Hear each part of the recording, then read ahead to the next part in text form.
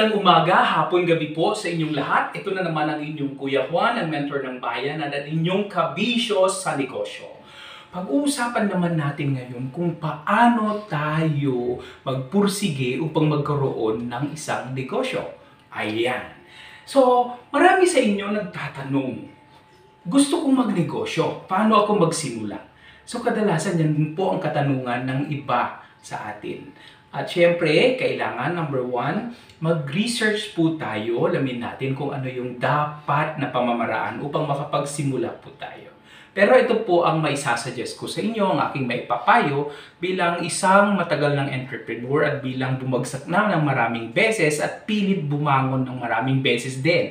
Kasi alam niyo po, ng pandemya 2020 hanggang nung mga 2023 ay talagang grabe, lubog lahat ng mga negosyo at maging ako ay apektado. Meron akong kumpanya pero ito bumagsak.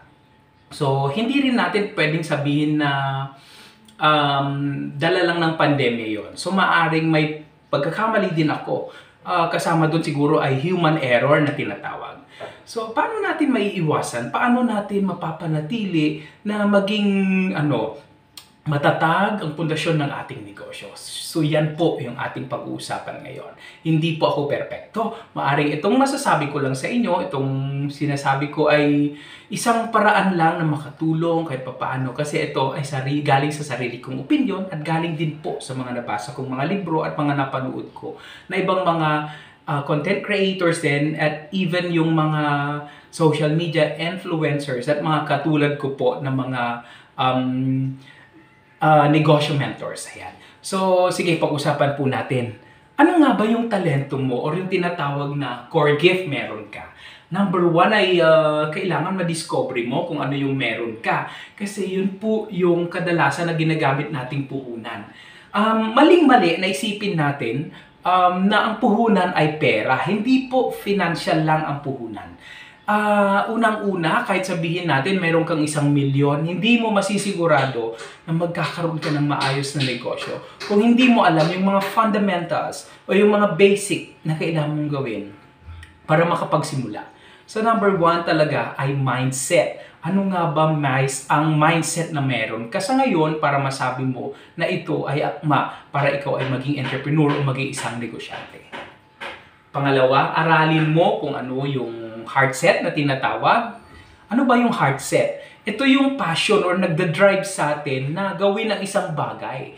So, kailangan alamin natin kung ano yung mga deepest why natin, no? Bago magkaroon tayo ng talagang passion. So, sa una, ulitin natin, mindset. So, sa mindsetting natin, kailangan i-identify natin ano nga ba yung dahilan bakit kailangan nating magnegosyo. Ba't gusto nating pumasok sa isang mundo na hindi natin kabisado, na hindi pa natin alam? Ba't kailangan natin mag-shift from pagiging isang empleyado o pagiging isang walang ginagawa into pagiging isang negosyante? Ayan. So yung pangalawa, heart set. Ano nga ba yung heart set? Ito yung passion o yung drive na nagbibigay sa'yo ng lakas, ng loob na pumasok sa ganitong pagkakataon, bagong pagkakataon ng pagninegosyo. So kung mayroon kang tamang heart set, kailangan alamin mo ano nga ba yung skill set meron ka. Ano nga ba yung skills meron ka na makakatulong sa iyo upang ma-achieve mo yung mindset mo o ma-achieve mo yung mga dreams mo, yung mga goals mo o yung mga gusto mong mangyari sa buhay mo, bakit gusto mong maging successful. Ayan. So importante, mindset, heart set, and then skill set. Ngayon, kapag meron ka ng 3 sets na yan, diyan masasabi mo na ngayon na pwede mo nang simulan yung pagninegosyo. Linawin ko lang sa skill set. Kunwari, gusto natin pumasok sa isang pagkain negosyo. Marunong ka bang magluto? Meron ka bang talento? Masarap ba yung niluluto mo? Kung hindi pa, syempre, kailangan i-develop mo yun. You have to hone your own skills. You have to watch YouTube videos. You have to go for training, attend TESDA trainings, kasi ang TESDA mismo, nagtuturo po sila ng pagluluto. Ayan. May mga iba pang institusyon na makakatulong, posibleng makatulong sa'yo. At syempre, isa din na malaking bagay doon ay yung mag-research ka mismo. Do the trial and error method, no? Okay. So, if you have those 3, ready ka na ngayon, equipped ka na ngayon to start. Okay. Ano yung first step mo? Kadalasan ang turo ng mga ibang nagtuturo ng negosyo, pag ninegosyo, magbasa ka ng libro, umattend ka ng mga trainings, ganito, ganyan, seminars, at marami pang iba. Pero ako, personally, ang suggestion ko, kailangan mag-execute ka agad. Paano ba yung tinatawag na execution? Kung meron kang produkto, kunwari empanada, kagaya ng negosyo ko. Kung empanada yung gusto mong negosyo, magluto ka agad, ipatikim mo sa kapamilya mo, ipatikim mo sa kapitbahay mo, ipatikim mo sa mga kaibigan mo, at maging doon sa mga taong hindi mo pa kilala. Hindi mo kailangan ipatikim yun ng libre. Pwede ipatikim mo ng medyo mura yung presyo, sabihin mo introductory price po ito, at gusto kong magnegosyo nito, gusto kong i-critic nyo, gusto kong i-bash nyo kung ano man yung pwede nyong sabihin dito sa produkto kong ito. At syempre, kailangan maging honest sila sa inyo para talagang malaman nyo kung ano yung kailangan pa i-improve dun sa produkto nyo. At syempre, wag na wag po kayong masasaktan kapag kayo po ay sinabihan ng mga hindi magandang bagay na ayaw nyong mapakinggan sa tenga nyo. No? Yan.